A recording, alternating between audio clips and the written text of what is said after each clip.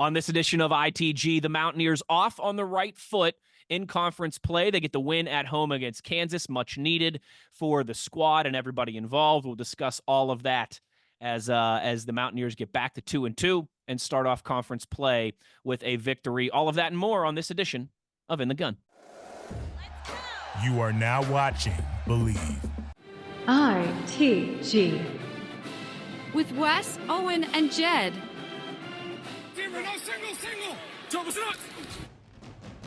I've got the best teammates in the business here, all right? No way! They both played the game. They both know the game. Owen is the runaway beer truck known for having some fun. Owen Schmidt, you have a podcast, In the Gun. Owen Schmidt, like a runaway beer truck down the sidelines. Jed is the signal caller who is the X's and O's and the brainiac. First of all, Jed's research pretty impressive. So we've combined those two skill sets. Skills I've acquired over a very long career. You are In the Gun. Once you enter this family, there's no getting out. In the Gun, episode 192 of your new favorite WVU football podcast. I am Wes Euler with the signal caller, Jed Drenning, and we have got a victory against those Kansas Jayhawks to recap here on this edition of ITG.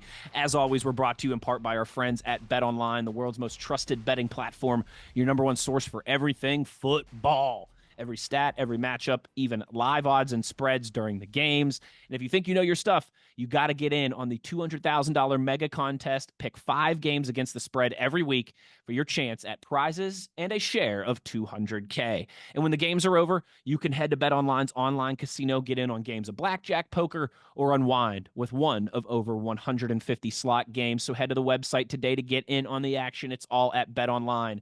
The game starts here. And Jed, of course, the Mountaineers victorious 32-28 at Mountaineer Field Saturday afternoon. A much-needed win for the team, for the program, for the coaching staff, for the players, all those different things. And we're going to get into all that in just a few minutes. But Jed, I got to tell you, a couple minutes, about 10 minutes prior to kickoff on Saturday, so what, about 11:50 or so Eastern Standard Time at Mountaineer Field, I was geeking out. Can I tell you why I was geeking out? Please. As you know, we have a box there that my family sits in, right? Me, my cousin, some of our buddies from college. We have 12 season tickets in total. Those boxes, they're at the top of the sections of the lower level.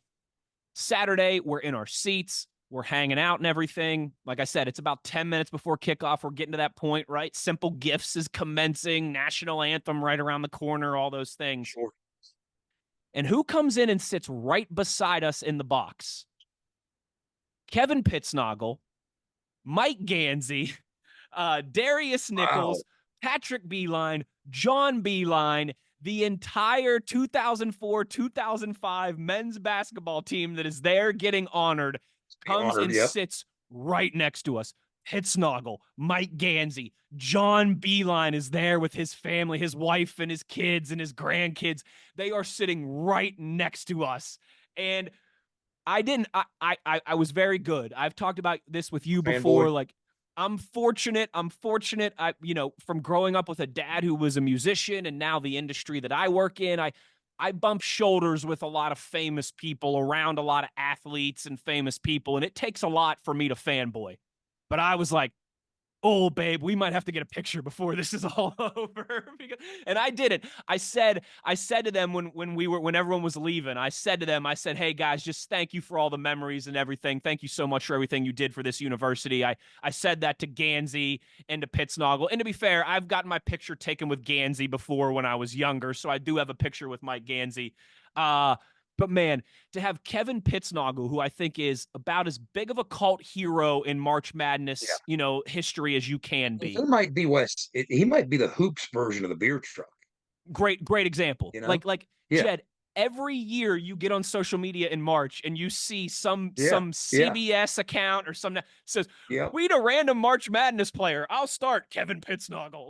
That's right. You see it. You've been Pittsnogled. The beer truck is a great example. A guy who, in a moment like that, created a character that was larger than life. Mike Gansey, who is my favorite WVU basketball player ever, who is now a NBA champion general manager in the league. And then John Beeline, who is the coach who, let's make no mistake about it, if Beeline doesn't come and turn the program around and lay the foundation that he does, we probably never get Bob Huggins in the first place. I don't know if Huggins would have come back to the program that WVU was before Beeline got there. I mean, we were in no man's land as a basketball program, and he took us to an Elite Eight, to a Sweet 16, a lot of fun Big East tournament runs. For adult me and I've got my kids sitting in my lap and I look over and it's those guys who gave me some of my first real vivid WVU memories are the Rasheed Marshall football teams and those basketball teams. And so it's pretty stinking cool to have those guys sitting right next to us during the game on Saturday. I'm proud of you for not fanboying. I really am. It took a lot. I mean, something tells me that you probably weren't paying as close attention to this game as you otherwise might have been, right? So that's pretty cool. Yeah, that's pretty cool, especially in overwhelming numbers. It's one thing for a guy or two, but when they come in those ranks, when they come, because again, like you said, they were going to be honored down in the end zone, and there were a ton of them there, so they had to put them somewhere, and that's a great spot to park before or after you're in the end zone. But I mean, what I kept thinking through the whole proceedings was, how's that been 20 years? And to harken back to the previous episode where we talk about time getting away, and it's amazing how long ago some of these things were. You mentioned Rasheed. It was pretty cool. I posted the run on coming out of the locker room, and I don't know if you noticed or could tell. Maybe on the big screen him and Adrian Morrell, and Adrian, led the team onto the field, which was really neat. It blows my mind that it has in fact been that long. And in the spirit of things being too long, if you're listening and not watching, you can't see, but I mentioned to Wes, I'm wearing my Scooby-Doo shirt because my whole family's Scooby-Doo fans. And I just recently, within the last few weeks, saw that Scooby-Doo celebrated its 55th anniversary. It debuted September 13th, 1969. I didn't know it was older than me. Yeah, that's insane. That blows me away. But not to digress, which I just did, but there was a lot going on. And the fact that Hall of Fame ceremony went the way it did. Of course, every year, part of what it means to us is it's a change in the pregame ritual of the broadcast, because Tony has to be a part of that. He's downstairs emceeing that thing. And so Andrew has to step in as not just the co-host or the main host, but the only host until Tony's done with that. So it kind of changes the dynamic of what we're doing, but it always gives Tony some great content, great memories, and great stuff to talk about. But once again, they did a tremendous job with it. They did a great job bringing that team back, that hoops team. I'm glad they did. And the big thing about that day, it started off. The first thing I thought was, before the lightning delay, before the weather delay, before of anything. Okay, I mean, I heard a whispered rumor that was possible, and I just wouldn't accept it. I just thought, that's so out there. There's no way. We're not doing that.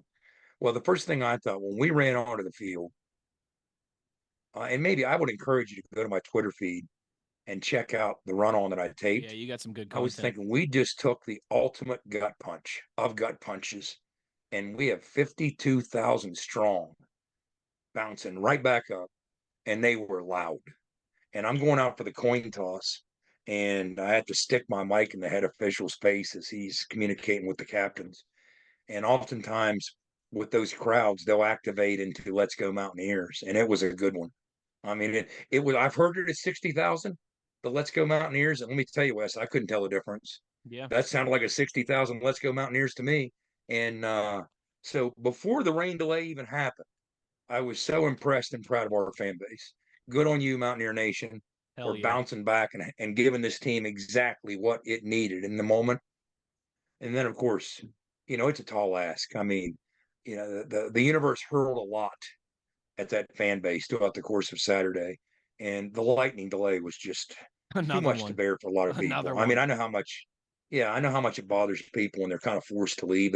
You put your plans together when you got your family out, your kids out, and you can't just have somebody expect to say, well, here's an extra 2 or 3 hours. Yeah. Toss that in the mix, and you got just a baby. You got a babysitter who's watching the yes. kids, or That's you got a big deal. You got someone's watching your dog, whatever the case may be. Yeah. So it's not a matter of not wanting to stick around. I'm sure they all want to stick around, but it becomes a deal breaker just because it's untenable if you got kids or a certain situation.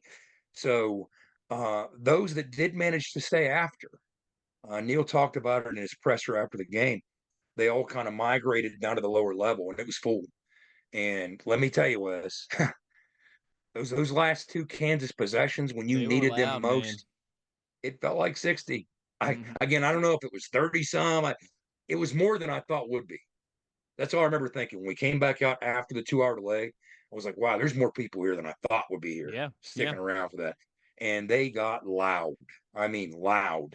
And I do believe they had an impact on the football game. So we'd be remiss if we didn't talk about that. I mean, we understand when you yeah. got to go. Uh, but for those that were able to stay, wow. Impressive on those that started the game, impressed by those who finished the game. You had a role in this. You had a role in this. It's like what I've always said, they say the standard bearer of fan bases is Nebraska. Nebraska is a state with about 2 million people.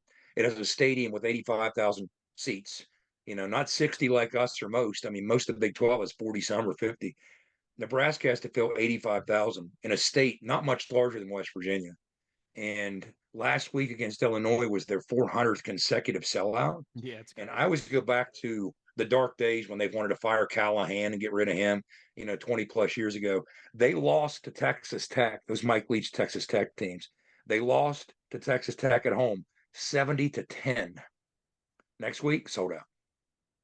I'm like, that's kind of the vibe that I got because we understand what this fan base endured in the last week. We do. We really do. So to show out the way you did, wow, good on you. Yeah, well said, Jed. I was thinking the same thing driving down with my wife and my two kids Saturday morning. Is it going to be 40K, 42K, 45K? Something in there would have probably been my guess. And I was pleasantly surprised. Like you said, I mean, it was everything. Sometimes you see those schools, they announce the attendance, and you're like, really? Like I have eyeballs, I can see it. Yeah. But there were 52,000 people there. I mean, school up north. But Yeah. there was tiny little pockets up in each of the corners. But other than that, it Yeah. was it was it Yeah. was I would say It was about impressive. 90% full. And like you Those said, are the for times you're proudest to be a Mountaineer, the right? times you're proudest That's to when be you're a proudest to Mountaineer, be. backs against the wall, you can understand if Yeah. people, hey, I went to the Penn State game and I drove up to Pittsburgh for the Pitt game, and I'm not doing this anymore. I don't I knock those tried. people, but it's awesome to You still see remember? the You remember when base the new there. staff arrived a handful of years ago at Minnesota, and they went on that run, and they were ranked for the first time in so many years, and Row it the was a boat. year of all these firsts in Minnesota. Yeah, rowed the boat, right? It was a year of all these firsts. They were doing this for the first time in 50 years, this for the first time in 50 years. Well, I got a buddy that lives just outside of the Twin Cities, and of course, Minnesota, University of Minnesota is in Minneapolis.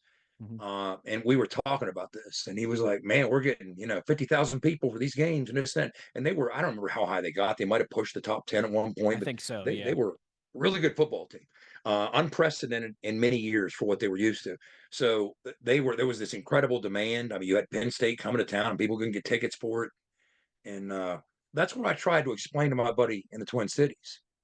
I was like, "Look, that's not the marker of a fan Yeah. base. Any fan base should Anybody do can that." show up when it's What we good. just Yeah. described, Wes, we're a 1-2 football team that gift wrapped a loss to our hated rival. We're 1-2, and we've given you not much reason on the field between the lines. You see? But our fan base, it didn't take record-setting numbers in 50 years. No, it didn't take a top 10 team. 1-2, struggling. We need your help. They show out in numbers and offer that help. That is the barometer of a fan base right there. Anybody can do it when you're lathered up and winning in the top 10 and the top 5. Of course, I'd be embarrassed if you couldn't. I mean, Yeah, maybe some of right. those Pac-12 teams of the past, but the West Coast is a different animal. But the true fan bases, and that's what separates them. The litmus test is that's great, but how do you do when you're Yep. struggling? What's it look like when you're struggling? And we just saw that was Exhibit A on Saturday, and I was very impressed with it. Well said. Last thing I'll add to that before we go to break is I know I've said this before over the years to my buddies and our tailgate crew. I don't know if I've said this to you before on the podcast or anything, but our fan base isn't the largest in the country, right? West Virginia, 1.8 million. We've got a nice alumni base, but we don't have as many fans as Notre Dame or Penn State, right? Or Texas or something like that. But I tell you what, you round up the best most loyal, most diehard 40, 50,000 WVU fans. And they No doubt about it. stack up against the best 40, 50,000 fans of any team in the world. We might not have the millions like other fan bases do, but our best 40, 50,000, buddy, they're Ali in his prime. Or Mike Tyson. We can go toe to toe with anybody. Absolutely. Absolutely. And here's where I think there's a parallel with Mountaineer fans and Steeler fans. Okay. You traditionally in West Virginia, what you have, Zach Frazier, we're the that's only the parallel. state. Yeah, what's that? Zach Frazier, and that's Beatty the Bishop parallel. and Doug. But we're the only team in the United States that since the 1940 census, our population has dropped instead of grown. We had a few more people in 1940, like 1.9 and change. Now, as you said, we're just under 1.8. Every other state has grown. We have not. So we're very limited. Our long-term economic situation, as we all know, has been difficult. So what's the story we've all heard our whole lives from native West Virginians? They grow up here. They love it. They're passionate about it. They're very defensive about it. They love their family. They love their friends. They love the culture. They love the Mountaineers. And they might have to leave for professional purposes and needs to do what's best for their family. They might have to go to Arizona or North Carolina or Florida, or it might be to relocate for professional opportunities. That doesn't mean they want to, they have to. So what happens is they take that passion with them. So when we show up on the road in Charlotte, yes, our fans travel well, but also waiting on their haunches in the woodwork of Charlotte are all those dislodged Mountaineers who didn't want to leave West Virginia but had to. And the same thing is kind of true with the Steelers and the steel mills when they started shutting down. Southwestern PA has those people sprinkled all over the country. So yes, they travel well, as do the Mountaineer fans. But also, we can go to Arizona. Why do you think you have these chapters of fan bases in these strange places? I just watched I just went to a WVU bar in Denver last weekend, 1,000 miles away from Morgantown. Yes, we have this incredibly fortified nucleus right here at home. I mean, first, we have something that I think is really unlike anywhere else, and that is any corner of this state you go, you can't go 90 seconds without seeing the logo. Yep. There's no other state like that. Now, Nebraska might come close, but here's what I would say. The only two comparable programs in terms of representing their school, Nebraska. You always hear Arkansas, Nebraska. Here's what I think is the fundamental difference. I've said this on this show before. This is what makes it the relationship between West Virginians and the Mountaineers. Were those close to West Virginians? You're not a West Virginian. You're a graduate of WVU. So you have family in West Virginia. People are Mountaineer fans for many different reasons. But what makes the relationship they have with the Mountaineers different than even Arkansas or Nebraska is Arkansas and Nebraska aren't beat upside the head all year long. Every time they see their state mentioned on a national level, it's for a reason you don't want to be mentioned. Yeah. You're 49th on this list. You're 48th in that one. Thank goodness for Mississippi. I mean, you see what I'm saying? You don't hear that about joke about teeth or incest. Yeah. Whatever it might be. Okay. The one time that you consistently hear your state's name mentioned on a national level when it's something to beam with pride over, it's when West Virginia is winning a football game or a basketball game or a baseball game, and they're wearing that logo. And that's not necessarily the case with Nebraska and Arkansas. They don't appreciate, I don't think, or understand what we're subjected to as a state and what we always have been. And so that makes it even a little different from those. That yes, there's no pro team in Arkansas. There's no pro team in Nebraska. Nobody's going to dispute the passion of those fan bases about their programs. But I do think that's the extra little twist that makes this even a little different. No doubt. I think the only states that get stereotyped like West Virginia are New Jersey and Mississippi. That's the only other two that I would say get stereotyped like West Virginia. 20 years ago, once again, time flies. I don't remember when it was, but there was a time in the last couple decades where they were coming up with a state coin for each state. They were trying to settle on what image to put on the state coin. Yeah. All right. And every state had discussions and entries and possibilities. And West Virginia ended up settling with the New River Gorge Bridge, I'm pretty sure. I think it's what we went with, which makes perfect sense to me. But I was like, look, that's great. And it well represents the state of West Virginia. But if you want to truly capture the state of West Virginia, as a guy who drives around the state all day, I can tell you what that would be. You put a coal truck on a windy mountain road, all right, with 10 cars stuck in traffic behind it. And at the bottom of the coin, say, thank God for Mississippi. That's what you do, because that's our culture here, right? But, here's the thing about it. Is there a state in the country that you would rather in the middle of the night with your family with you No, break down along the road and need help none. anywhere. And people from elsewhere don't understand that. They don't understand That's that. true. You talk to somebody from Jersey and you say, well, hey, I saw this guy broke down, so I stopped to check. You're like, you did what? What'd you do? Well, yeah, it was right outside Grafton. Not unless it was Bruce Yeah. Springsteen. I ain't stopping on the Yeah, side of the that's road in New right. Yeah. Jersey. But people from other places don't get that. But here, of course you do. It'd be rude not to, right? But no doubt. So And anyway. yeah, no, I'm with you. While it was surprising, maybe it shouldn't have been the turnout that the team had, or that the fan base had. Pardon me. The team obviously responded. We're going to get into all of that here in just a minute on the other side before we go to break. Hey, listen, if you're a displaced Mountaineer and you need those country roads to take you home, no better place to get your vehicle than at Toothman Ford. We all know cars cost less in Grafton. Big shout out to our buddy JR. Did you? And I meant to text it to the group and I forgot. It was me and him, a state trooper. Yeah, he was behind the end zone, soaking it all in. That's fantastic. You'll like my dad Saturday night here in Pittsburgh ran into Tony Romo when he was at dinner downtown Saturday night. My dad had his violin on him. I got a picture of my dad trying to teach Tony Romo how to play violin Saturday night in Pittsburgh. I'll have to send it to you when we go to break here. If I'm lying, I'm dying. Wow. My dad's downtown. The episode. Well, yeah, I'll have to send it to Skylar too. We could throw it up here on my dad's downtown Saturday and gets a text from one of his buddies. Hey, I'm with Nance and Romo. Come over, bring your violin. And so yeah, so my dad taught the Duquesne Club, which is a restaurant club down. It's kind of like a country club without a golf course in downtown Pittsburgh, if you will, called the Duquesne Club.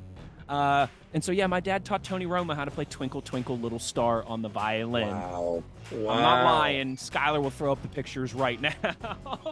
But we gotta get to break. We gotta break down that big Mountaineer victory, starting off the conference slate with a W, getting that bad taste out of our mouth and back in the win column. We'll break it all down when we return. You are in the gun.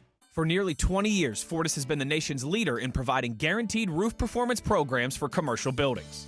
Fortis offers roof performance solutions that feature extensive initial and ongoing reconditioning for commercial buildings as an alternative to traditional replacement, with long-term performance guarantees that are backed by global leader Lloyd's of London. Fortis offers a comprehensive range of roof performance management programs that provide financial security, extend the life of our customers' roofs, and make a significant impact on ROI. Fortis is currently improving performance and increasing ROI for customers at more than 4,800 locations, with more than 140 million square feet protected, including many Fortune 500 companies that have turned to Fortis to save money, gain financial certainty, and extend the life of their existing roofs. Fortis has helped customers save more than $520 million in capital roof replacement costs for an average ROI of over 250%. To learn more, visit fortis.us.com. Fortis, roof performance and financial certainty guaranteed. Nobody supports the blue and gold Mountaineers like Toothman Ford. With over 20 NIL deals and counting, Toothman Ford continues to rally behind our student athletes. And it's time we rally and support the dealer that supports the Mountaineers. Not only does Toothman Ford offer the best prices in the state on pre-owned, their never over MSRP campaign on new Fords guaranteed to save you thousands. Drive with pride all season long, knowing you're supporting the dealer that fuels our Mountaineers. Toothman Ford, where cars cost less, in Grafton and at toothmanford.com. There are better-known tractors in the world than Coyote. Ones with bigger names, longer histories, more popular hats, cute toy lines. But there's not a single tractor ever been built that's better equipped to do the dirty work. So we'll just focus on what really matters. Coyote, we dig dirt.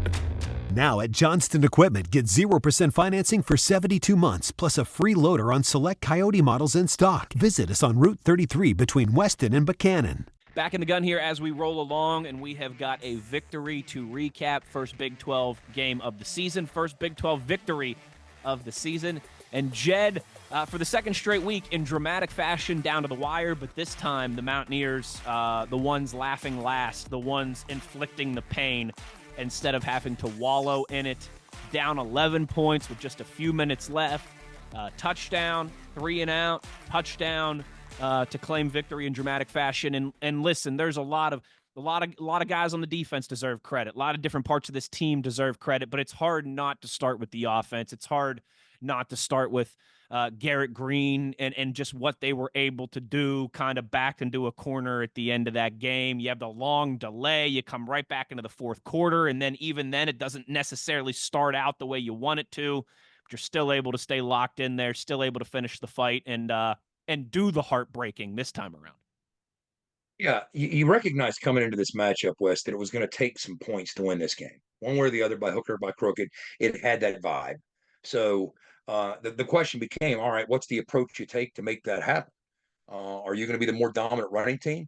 Is this a game where Garrett gets clicking in the air and really starts humming some plays downfield? Well, first, let's talk about a little bit of the good and a little bit of the bad off the top. A couple areas that we hadn't performed as well as we otherwise might. We talk about our struggles on third down. Yes, that's hedged by the fact we often go for it on fourth down. Would also be nice for some conversions to make fourth down easier. You don't even have to play out, right? We were 7 of 13 on third down. That mattered. That's winning football. Anytime you approach 50%, usually the threshold's around 45%. But when you're 7 of 13, you're going to be in position offensively to win a lot of football games, other things notwithstanding. The other thing, we've been, for the most part this year, Wes, pretty good when the field shrinks and gets constricted about getting into the end zone and the red zone. Not elite, but pretty good. Now, we knew that this Kansas defense was elite. This was an area of concern for them defensively last year. They were dead last in the Big 12 in touchdown percentage allowed in the Big 12 in the red zone. So they committed themselves in the offseason to addressing that. And through 3 games, there was major improvement. They were only allowing a touchdown on 22% of their drives into the red zone. Well, West Virginia on Saturday, West, 5 trips, 4 touchdowns. Again, that's elite. That's winning football. So we also talked in previous episodes about we can't be getting knocked backwards. We can't be turning the football over. We have to demonstrate greater ball security. When we did the offensive preview, how many times have we said this? The first thing we led off with in August, a couple of the things that we tend to sleep on that made last year's offense what it was. We didn't get knocked backwards, didn't give up a lot of sacks, and we didn't turn the football over. You had to start by not beating yourself before you start winning games. Well, once again against Kansas managed to sack Gigi 3 times. Different reasons we'll get into. And we turned the football over a couple of times. But, 4 games in, a third of the way into the season, I'm almost settling into something here, Wes, and that is, look, I don't want to get sacked 3 times and turn it over twice each week. But at the same time, maybe I'm holding us to a standard I shouldn't be. This might be a fundamentally different offense than what last year's was. Last year was so successful in large measure because of that. So where we might have tried to compensate for a little more explosion that we wanted but didn't have, you made up for it by not turning the ball over, not getting knocked backwards. Sure. But if you can be a little more explosive, maybe those negative yardage plays aren't as detrimental. So maybe I shouldn't judge it. We'll know more, but we're 4 games in now. We'll know more as we move ahead, but perhaps I shouldn't judge it as harshly directly compared to last year's offense. So stay tuned there. Does that make sense what I'm saying? Yeah, 100%.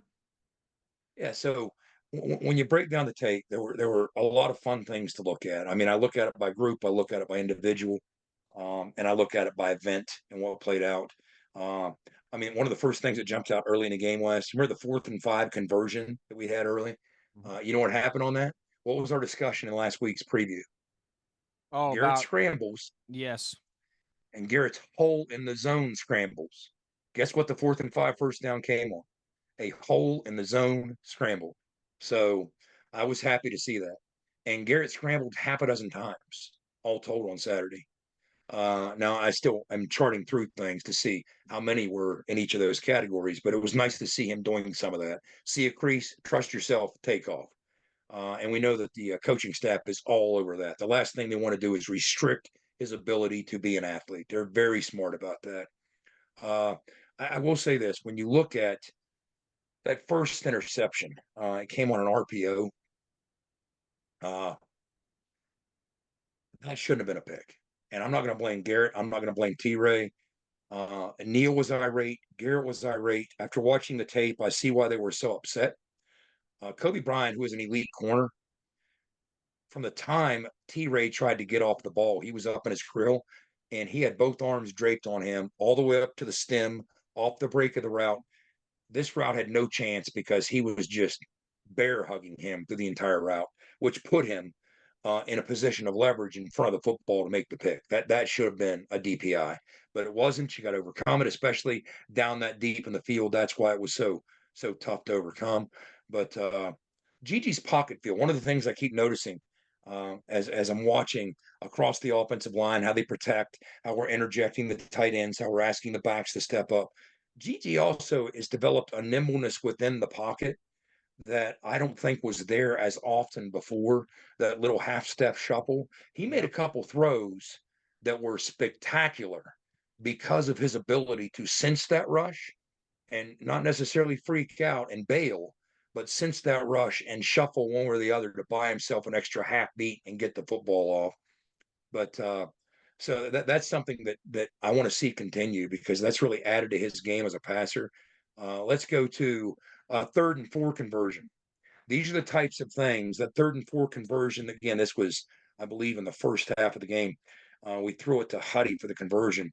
These are exactly the types of situations you have to win on to be a good offense. You're going to face a lot of 3rd and intermediates, and you have to be able to make basic plays, nothing too fancy, and move the sticks. What happened in this one, Kansas comes out and they jump into a man-free cover 1. They're in press coverage.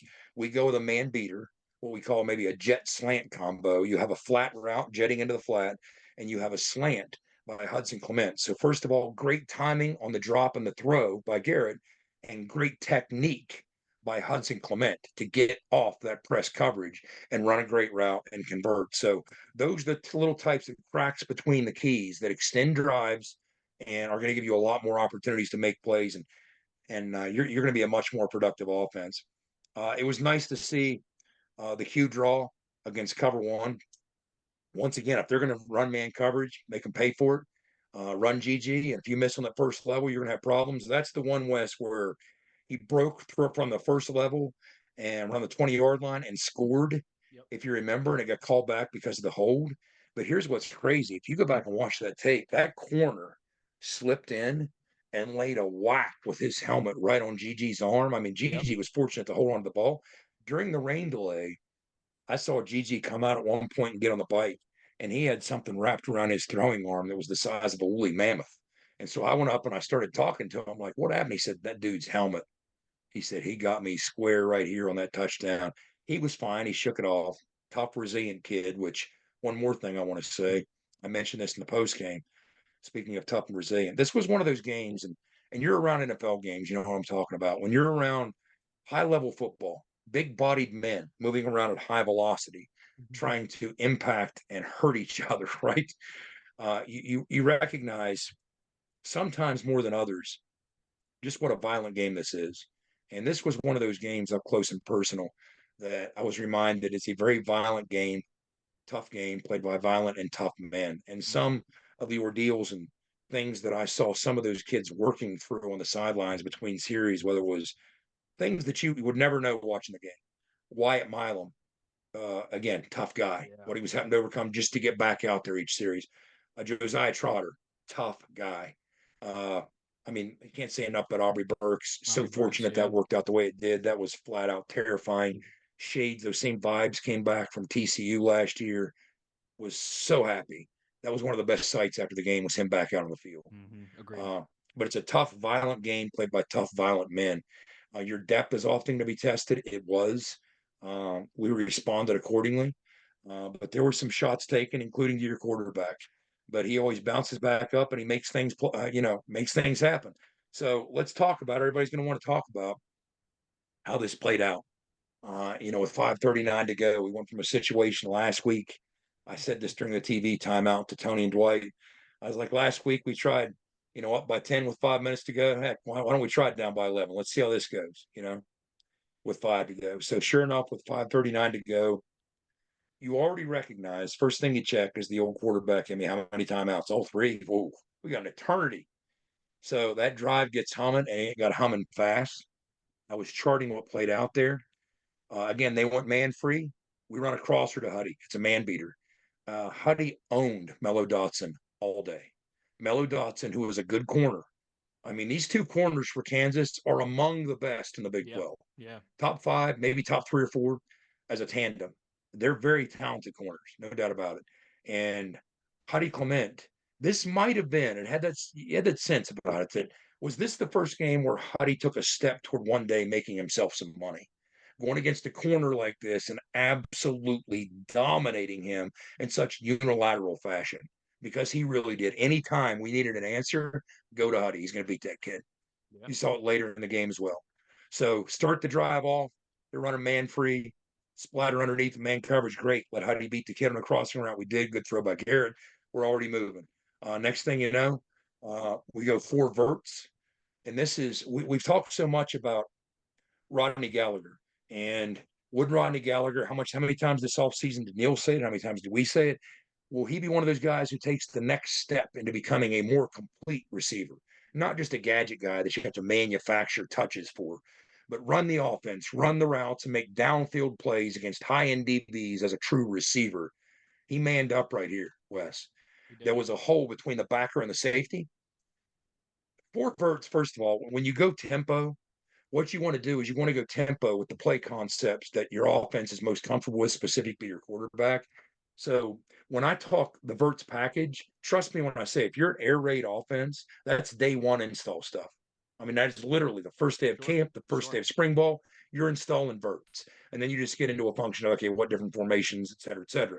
But that is the first day of camp, the first day of anything, day one install, 4 verts. I mean, that is just as tried and true as it gets in the air raid offense. So Gigi's very comfortable with that concept.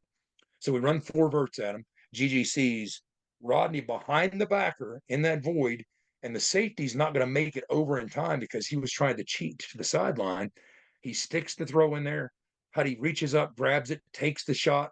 Next thing you know, in 2 plays, we're on Kansas's 33, and they're starting to pucker. I mean, they don't like how fast this drive's going. And it already has that vibe. I remember 2 or 3 plays into the pit drive. Yep. I mentioned to Tony, I don't like how fast they're moving the ball. Hey, they're at midfield already. I don't like this. Yes. And now they got a little dose of what we were dealing with. So next thing you know, Kansas, you could tell Brian Borland didn't like where it was going either because he dials up a 5-man pressure. And this was the closest they came to knocking us out of sorts on that drive. That their Will Backer was a man possessed on this play, and how he got through that A gap, he almost got to Garrett. And I'm not necessarily going to blame any of the linemen. I mean, you can look at either the guard, the center, some combination there, but he was a man possessed, and he was going to get to Garrett. Garrett barely got it out. Incomplete, so survive and advance. And then that leads to Garrett scrambling up our sidelines, personal foul, 15 more yards. And all of a sudden, you have a 1st and goal situation. Cue draw, next play, not much, incomplete. And then we go. And once again, this is the 3rd and goal. So now remember, it's 28-17. It's 3rd and goal.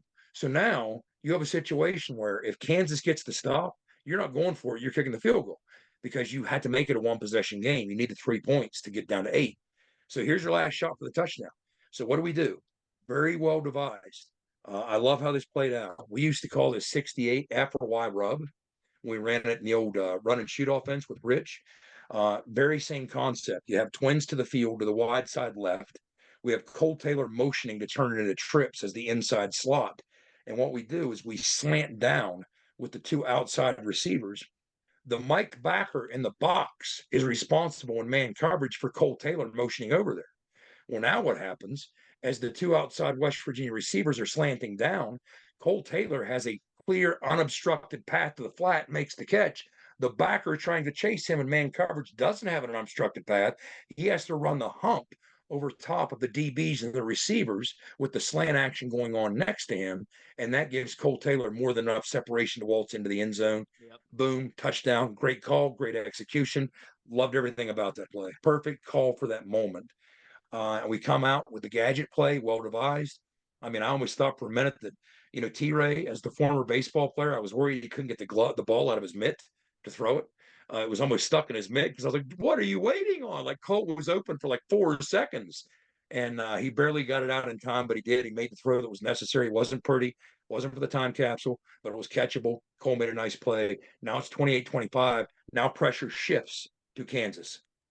Same thing as last week, reversed. Kansas takes the ball. They understand the desperate nature of this situation, right? We're going to get into that when we talk defense, but we get the stop, force the punt, and now all of a sudden, we're cooking again. We get the ball with more than enough time to go. What was it? 2:22, Wes? Yeah, I was gonna say I think something like that. 2:22. Yeah, I can't read my own handwriting from my notes on the tape. But anyway, started off. Yeah, it was 2:22. Here's how I know that, because of what happened on the second play. Yeah, I got it right here. 2:22. Yep. And at that Okay, that point, makes sense. at that point, according to analytics, Kansas still had a 78.6% chance of winning the game. Well, I tell you what, analytics hasn't watched tape of Garrett Green in 2-minute situations.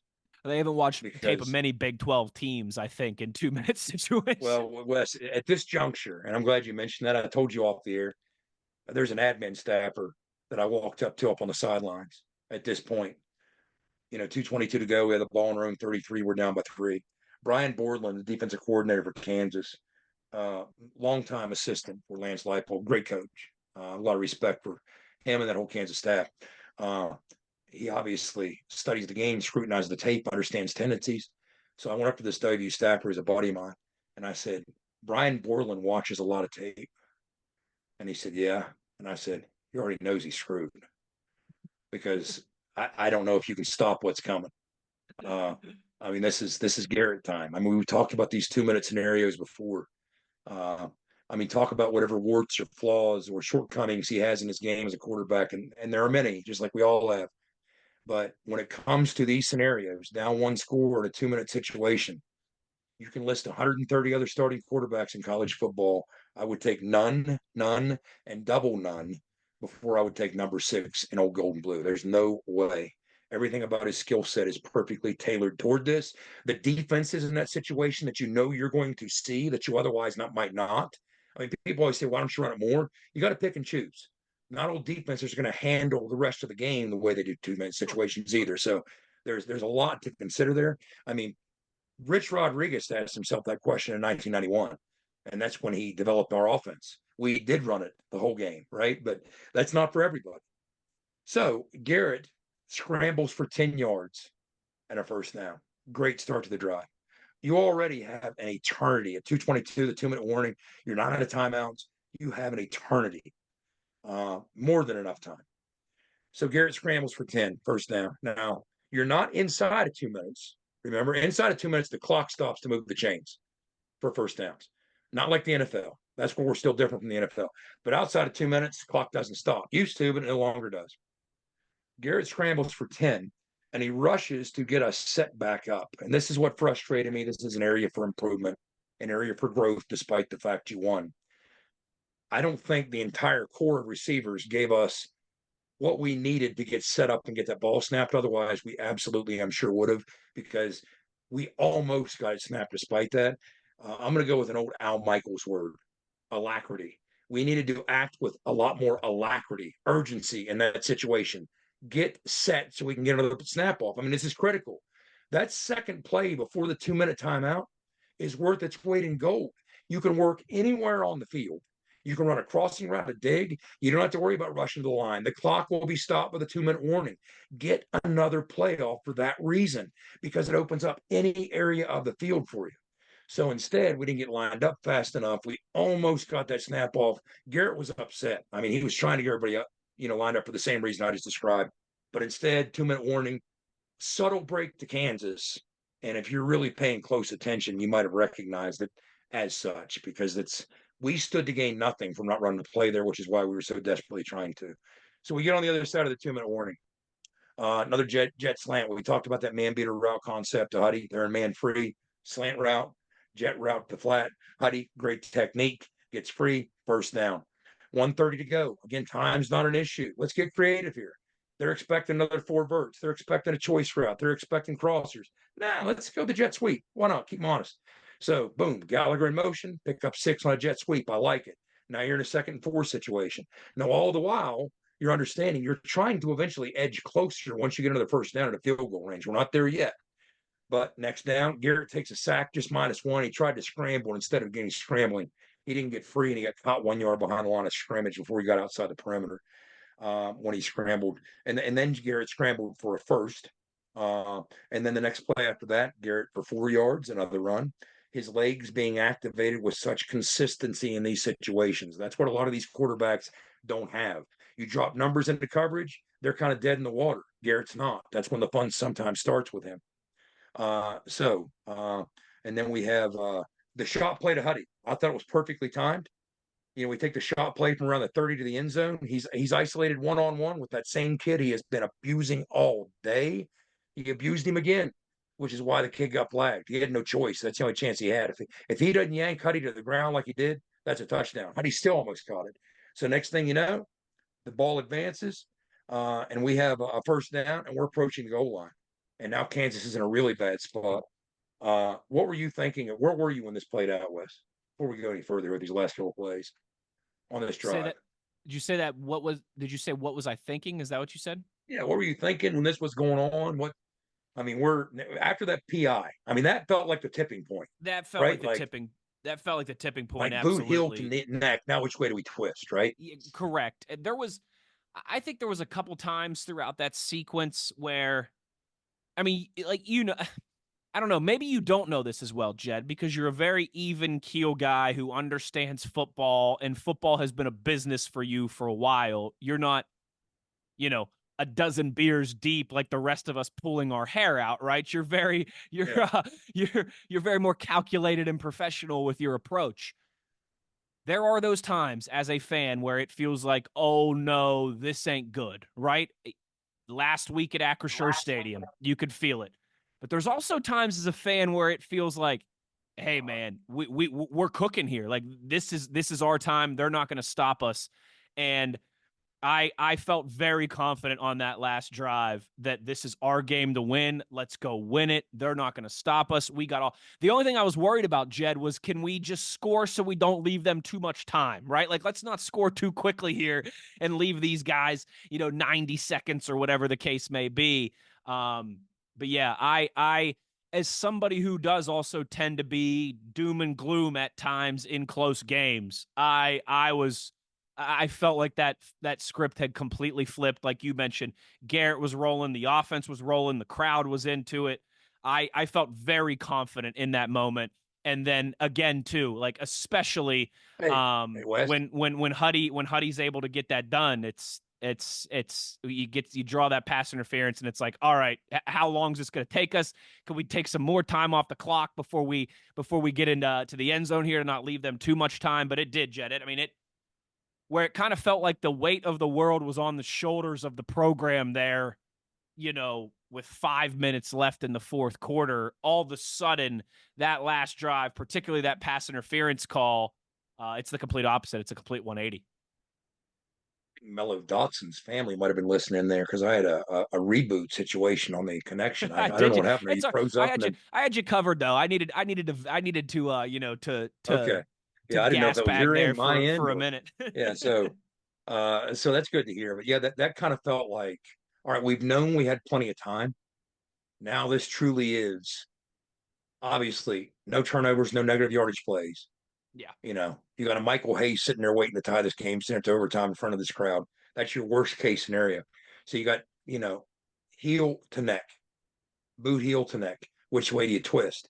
So next thing you know, I see no negative yardage plays. False start. False start. Now, that's true. You can argue there was a communication going on there with the cadence with Garrett and Brandon, plus the movement on the Kansas D line. There was a lot going on there, but you hate to see that happen, especially it's so suboptimal at that point. You didn't need that. But this might sound crazy, Wes, but I even mentioned this to Coach Wallace.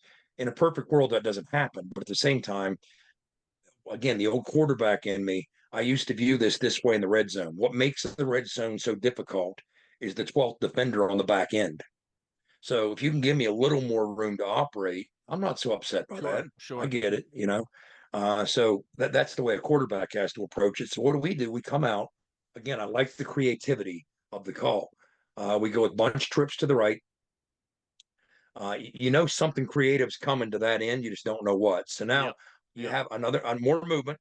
Pre-snap movement, you have Cole motioning in instead of out. So bunch trips to the right, Cole Taylor motioning in. As he's motioning in, the ball snapped and the bunch explodes. So what happens is you have Rodney Gallagher as the interior slot in that bunch trips. The other two receivers, which were Huddy and Cole, they worked the interior on their route concepts while, Rodney works up the wheel. What happened was the activity of the routes by Huddy and Cole engaged the corner to that side and the safety to that side just enough that they had no chance to regroup and get out and stop Rodney up that wheel. The half a beat that Rodney needed, yeah. And Garrett, I promise you, recognized that as soon as it was unfolding or before, and knew, hey, I just got to stick it on him. He's going to walk in. And so great development, great concept, great creativity, great execution. But once again, we see what makes Garrett Green the greatest 2-minute situation quarterback in all of college football at this point. Yeah, it was a masterclass. I mean, it absolutely was. And like I said, I feel like I'm more of a doom and gloom fan than most people. I wish I wasn't that way, but I just am that way. I always convince myself that something is going to go wrong. But even when we got that false start, we're fine. This is still our game. They can't stop us right now. We got all the momentum going. And it was that proverbial, we got the ball last. And last week we didn't have the ball last, and we had to sit there and we had to kind of slowly bleed out and watch Pitt snatch our soul. It felt completely shoe on the other foot. Absolutely. We got the ball. We're snatching their soul. We're going to bleed this thing out. And what was apparent coming into the game, we talked last week, you can't expect a lot by comparison to the Pitt game. A lot of pressure. The Kansas isn't that, but they do run a little more man coverage. Yeah. And they did bring some pressure packages, but at the same time, what felt apparent, Brian Borland, as the savvy D coordinator that he is, he wasn't going to let us stuff some combination of CJ and Jaheim down his throat for 250 yards. He wasn't going to do that. He was going to make us play some pitch and catch and prove that we could beat him on the perimeter, because they have a lot of faith in that back end. They have a very veteran, talented, and battle-tested back end. 2 talented corners, among the best in the conference. 2 very talented safeties, among the best in the conference. Why wouldn't you do that? Say, hey, I'm going to hover around the box. I'm going to keep numbers available to deploy them against the run.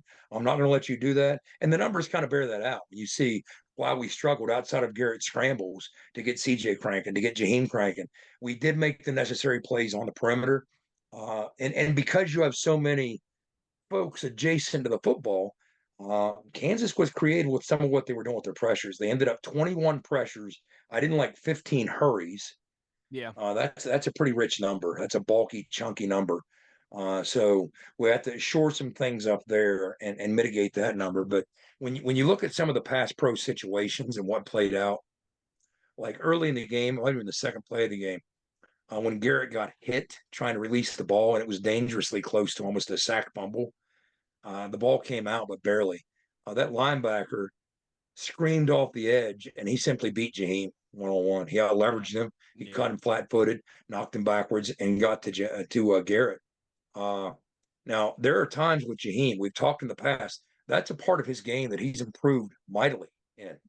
He's become a better pass protector. And that one play he wasn't, but there are also some plays I could show you in the game, Wes, where when he masters his leverage and gets set and cuts a larger defender, when he cuts them, boy, he's effective.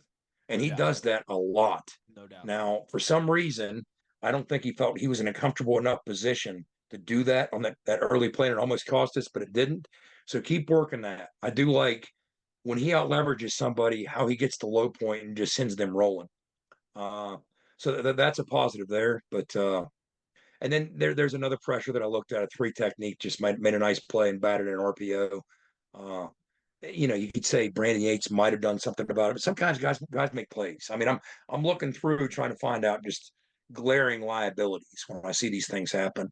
And there weren't a long list of them that just jumped out. Oh, wow, that's going to cost you immediately, or that is, or that. There were a handful, but not as many as you might expect with 21 pressures and 15 hurries. So that's what I think about offensively, Wes. We're going to move the defense after we regroup here. What do you think? We sure are. But first, we got to thank our friends at Fortis and our buddy Rick Lewis for roof performance and financial certainty guaranteed. You got to visit fortis.us.com. Yes, Jed, let's talk about this defense. Listen, didn't win the turnover battle because you had 2 yourself, but you forced 2 turnovers. And we had talked about how this WVU defense hadn't forced any turnovers. I know they got one against Penn State, but they didn't force that one against Penn State. Jed, It's something I harp on all the time. I talked about it last year. I've talked about it this year. I talked about it in the Pitt recap episode. I think we've done listen, I know there's a lot to be concerned about the WVU defense. You know, we spoke after Penn State, after Albany, after Pitt about just the secondary and hemorrhaging yards, and you can't allow that to happen. But one of the things I mention every time is you can give up yards as a defense as long as you force turnovers. What you can't do is not force turnovers and give up yards. That's when you get in trouble. And I'd been talking about hunting the football. We talked about it. There were so many times, and he's a great athlete, and he made great plays, and the other guys are on scholarship too. But there's so many times Eli Holstein was just holding that ball like a loaf of bread, and we can't hunt the football. He's lobbing that thing 50 yards downfield into triple coverage, and we can't hunt the football. I'm pulling my hair out. How come we can't hunt we do step 1, 2, 3, 4, 5, 6, 7, 8, 9 correctly. And then step 10 is make a play on the ball, and we can't do it. We can't do it at the line of scrimmage. We can't do it in the backfield. What you know what we did on Saturday, Jed? We hunted the football, or maybe I should say Tyron Bradley hunted the football. The interception and then the strip sack at the end. That strip sack play was exactly what I was screaming all game against Pitt about. That's the play we should have made 3 or 4 times on Eli Holstein. And again, he's a good quarterback. He's on scholarship too. He's allowed to make plays. But my God, Jed, it's not something that I spend a ton of time talking about. Well, the key of the game is we got to force turnovers. Duh. That's the key to every football game at every level. If you're listening to a podcast or a broadcast or a show and they're doing keys of the game, and one of the things they talk about is turnovers, change the channel, switch to something else, because that's a duh. Like, that is the most baseline thing in football is what's the turnover margin. And it's been something that we've harped about even last year when this team was winning games and doing well. They still weren't great in that department. And like I said, you're still even there on Saturday. But you know what, Jed? If you're -1 in that turnover department, maybe you lose the game. If you're -2 in that turnover department, I think you definitely lose the game. God, I was just so relieved to see us hunting that football on Saturday afternoon, and it worked, and it paid off in 2 massive moments. We've got the records of all the times those things have played out. Our record -1, -2, +1, +2, and they absolutely bear out exactly what you just said. And, it's funny because if you want an indication of improvement or progress, we're not world beaters defensively. Nobody's going to claim that. But if you want to see a step forward, you just mentioned it, Wes. You mentioned Eli Holstein. Eli Holstein went into last week with the most turnover-worthy plays as a quarterback in all of Power 5 football. We didn't force one. Well, Jalen Daniels went into this week tied with Garrett with the most turnover-worthy plays in the Big 12, and we got 2. And you mentioned Tyron Bradley, Wes. Let me say this. As I saw Tyron Bradley, first, he's so deceptively athletic. Former quarterback, not enough said about that. He's a guy pushing 260 that plays like he's 2 1/4. I mean, he just moves so fluidly. He Jed, really does. I don't know if he has any basketball background, but I got to imagine he would have been a heck of a power forward. He was an option quarterback in high school, I can see it. And he'd be a heck of a power forward. We all remember the one-handed pick against Carolina in the bowl game, but so athletic. When he was making these plays, not one of them, but 2 of them, Wes, I promise you, I literally heard, I'm looking at Tyron Bradley pick that ball up. I'm looking at Tyron Bradley barely effort his hand in and make such a beautiful play to knock that ball and strip it like a dirty bagel out of the hand of Jalen Daniels. As both those plays were happening, I could hear David Bowie's voice, right? He's a star man waiting in the sky. He'd like to come and meet us. But yeah, I could hear it. I'm like, here he is. Here's our turnover savior. Our turnover savior has arrived. It's Tyron Bradley. He came cloaked in the form of a 258-pound hybrid edge rusher. He is our turnover machine, right? Yes, I'll take it however it goes. And you're right, Wes. If you take one of those turnovers away, they get at least a shot at another play. If you take 2 of those turnovers away, who knows how that drive ends? So I don't want to play with that fire, but they were so necessary, especially when we weren't as clean with the football as we needed to be, picking us up the way that we did. But hats off to you, defense, for again, much maligned, assailed. You're a work in progress. We're trying on that side of the football, some different personnel. That was one of the conversation points last week. We're going to insert 2 new corners. Well, wouldn't you know it? Right in the middle of inserting your 2 new corners. One of those corners is shelved for the rest of the game, while also your spear safety is shelved for the rest of the game. Adjust on the fly. Who now? So we ended up running, and this is something that it's crossed my mind before, Wes, as we've struggled as a second and long defense. We've talked at length about these second and long plays that we've allowed. Getting, Pitt to 2nd and 23 or Albany to 2nd and 17 and giving up these explosive plays more than anybody in the country. I've broken the numbers down. I'm tired of talking about it. But part of me was even thinking how I wouldn't mind some true nickel. And what I mean by that is, with Aubrey down on the slot, that's not true nickel. That's heavy. Yes, he's a safety, but he's a run defender. That element of the defense is present there. A true nickel is 3 corners, right? Now you're ready to play some pass defense.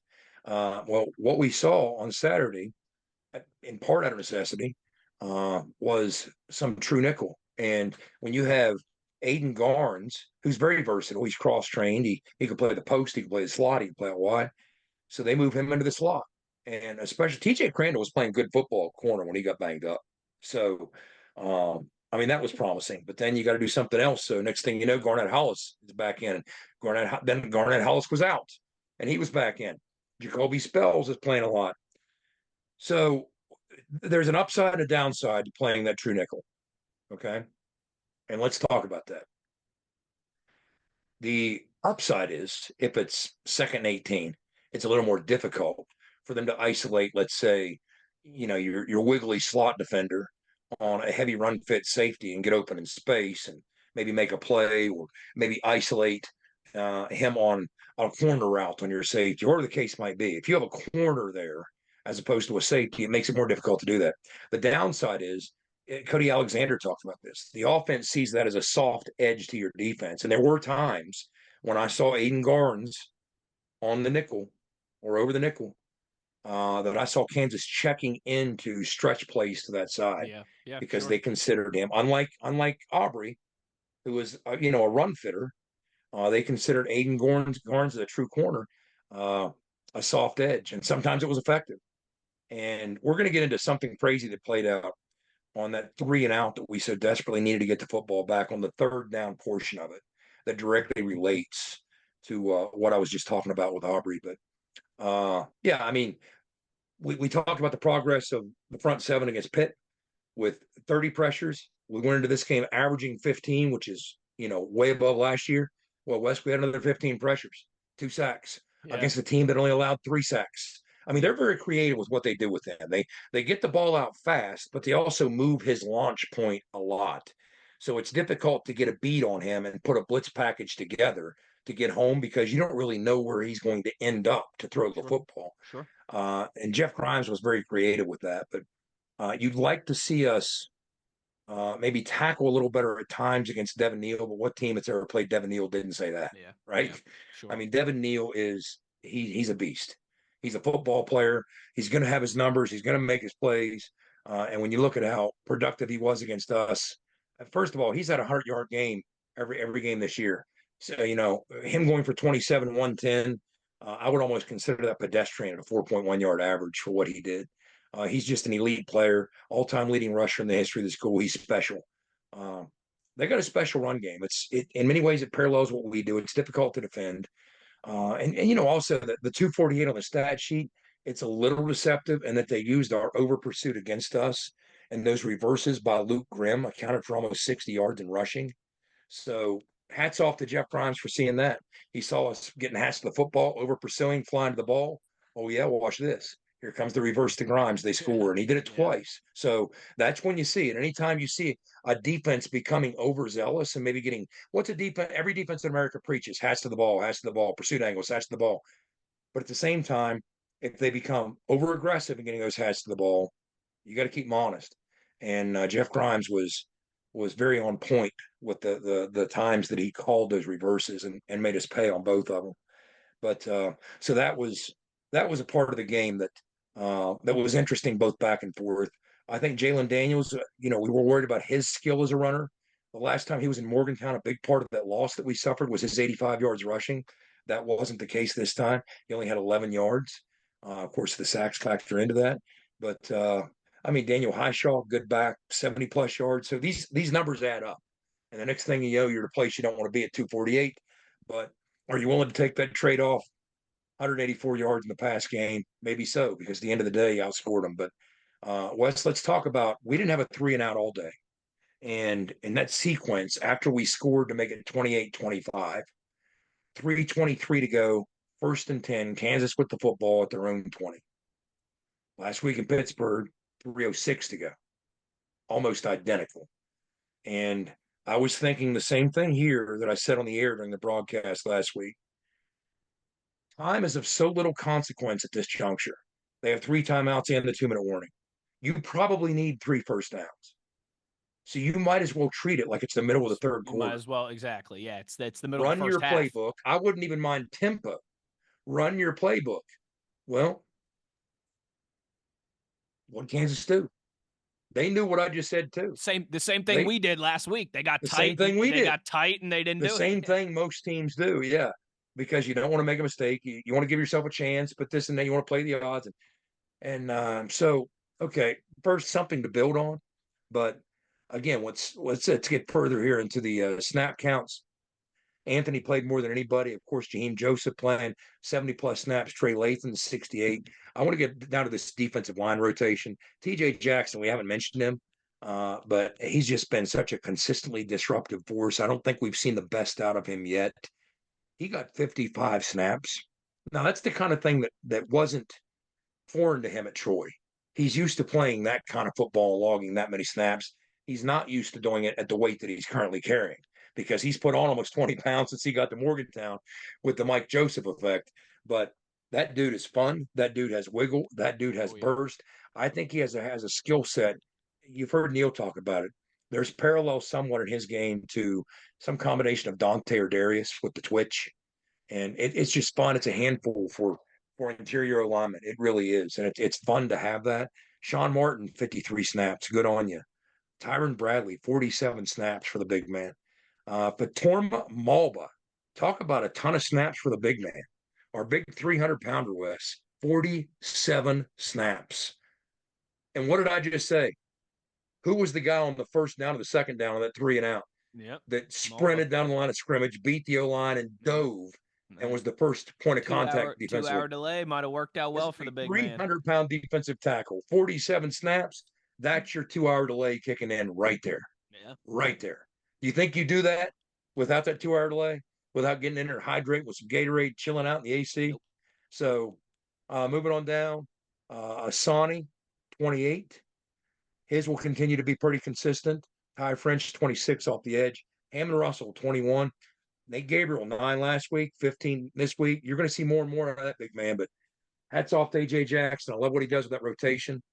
Even when you get dinged up, even when you miss some guys, he still finds a way to glue it together with duct tape and make it work, patch it together like a ransom note, make it work.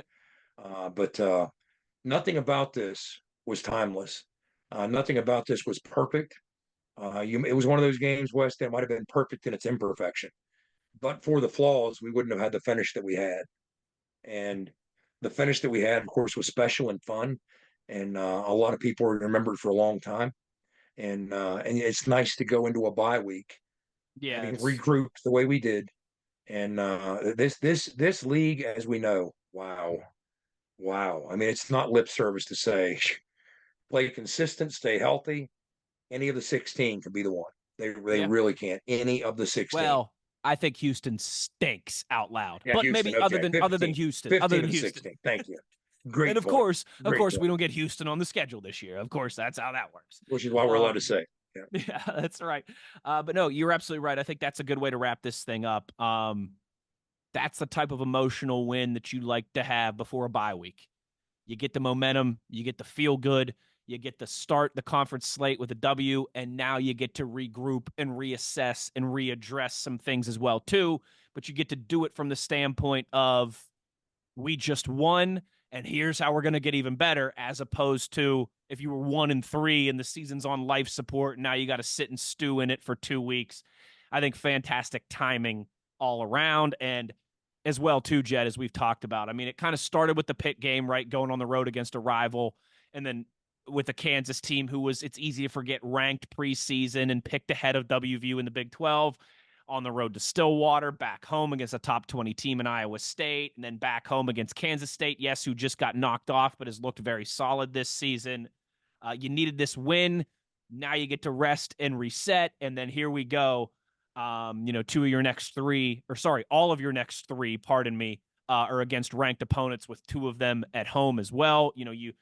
You're in a stretch here of a long time of really not, I mean, even Pittsburgh, which is not far away at all, like, you're in a long stretch here of really Stillwater is the only significant road trip you have to make. From where we just were this time last week, I think it's a very welcomed refresh, fresh taste in your mouth, chance to breathe, and now we really go. There's no doubt about it. It's a better place to be, a much better place to be heading into a bye week. And I was talking to the Kansas play-by-play guy by the elevator after the game. Was there, a great dude, and Tony's buddies with him. He is down in the press box before the game, but we were talking about the parallels between the Pitt game last week and the ending of this game this week.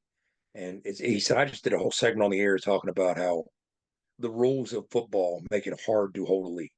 And I said, you're preaching to the choir, buddy. Yeah. I said, you're preaching to the choir. Wes, you and I spent part of the summer talking about that, right? That's why every game in the NFL ends on the final possession. Every football game now is governed and where they're trying every team to be 500 and every game to be a 3-point game with a minute left. Yeah. I mean, when you are holding a lead, you are not deploying all the rules that give you this wild advantage to play offense, because why would you? You're trying to chew a little clock and be smart and judicious. Mm-hmm. But at the same time, because you're not doing that, you're almost playing a different sport. You're playing uphill football. The team playing from behind is desperately deploying all those rules and all those advantages. Yeah. And you're not playing the same sport they are. Right. It is harder than ever in the sport of football to hold a lead. We saw it last week. We saw it this week. You could talk about doing it better, doing it worse, of course. But at the same time, the NFL finds a way each week. You're encouraged to throw the football. You're encouraged to the targeting issue. I mean, all these different things make these NFL games come down by and large to one possession. And it's funny how this happens, but we were the beneficiaries of it on Saturday. Sure were. And hey, maybe the universe owed us that one. And can you imagine? I think the universe owes us a dramatic comeback win in Oklahoma State too in a couple weeks after what they did last year in Morgantown. Yes, they do. And can you imagine, like, for instance, in defense of Lance Leipold, it's 3rd and 4. You can criticize him all the live long day about running an outside zone to the boundary. Sure. Right? But it worked. It had worked for him. What happens? Well, it didn't work. I'm saying we got to stop. No, I know, but I said it had worked for them throughout the afternoon. Yeah, that's right. What happens if he throws incomplete? Now you're listening from your fan. Our quarterback hasn't played good football all year. You put the ball in his hands on 3rd and 4 instead of Devin Neal. There's no right answer here. No, right? The only right answer is to win every game you play by 2 or 3 touchdowns. That's the only right answer. That's exactly right. Yeah, is to be like the 2018 Alabama team. I think that it was that just slaughtered everybody and now has $1 billion of NFL contracts amongst their roster. Yeah, exactly. Yeah. Oh, but man, absolutely. But hey, so feeling good, much better heading into this bye week. Obviously, it'll be a little bit of a lighter week from us here on ITG, but we will no preview episode this week. But we will have Phil Steele for you later on in the week. Phil Steele Friday, as always. During this bye week, during this time to breathe and reset, the one thing we ask of you, as always, is to be an ear and tell an ear about your new favorite WVU football podcast. For our teammates, Skylar Callahan. Oh, go ahead. Yeah. Here's what we're going to have to do. We're either going to have to convene for 10 minutes with Big Daddy, or we got to put our picks out there. Oh, we do have to do some picks. That's true. Yeah, I didn't think about that. We'll figure. We'll figure it out. Yeah. All right. But for this edition of ITG today, we want our fans to go to the Twitter account and put theirs out there too. Of course. Yes. On our Twitter page, it's pinned right at the top if you want to get involved with our weekly pick'em. Signal Caller Beer Truck Offense Defense of the Week. It's very simple. It'll take you 30 seconds. And if you do well, you get a cool shout out here on the program from all of us. For the rest of us, Skylar Callahan and the Beer Truck Big O, he's the Signal Caller Jed Drenning. I'm Wes Schuler. Take care. We'll talk to you again. You've been in the gun. ITG. The fun doesn't have to stop here. Be sure to hit subscribe and never miss an episode. If you have any questions, suggestions, or feedback, be sure to follow us on X at In the Gun Podcast. Join us again next time. Until then, tell an ear to tell an ear about your new favorite WVU football podcast.